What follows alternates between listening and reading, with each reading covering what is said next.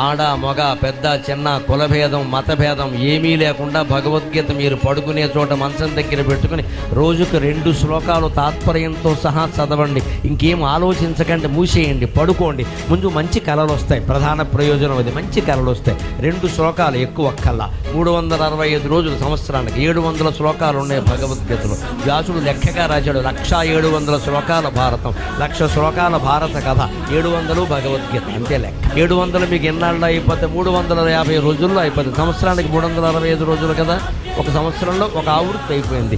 ఇలా 5 సంవత్సరాలు వరుసగా చదివితే భగవద్గీతలో కృష్ణుడు ఆశించిన గొప్ప శిష్యులందరూ మరణించే తయారవుతారు. రోజు చదువుతూ ఉంటే మనస్సు కొంతమైనా ఎక్కదండి, అనిపించదా? మనం ఏం చేస్తున్నామని అనిపించదా? చదవాలి కదా ముందు. ఆధ్యాత్మిక విద్య నేర్చుకునే విషయంలో అప్రమత్తంగా ఉండు, అజాగ్రత్త వద్దు.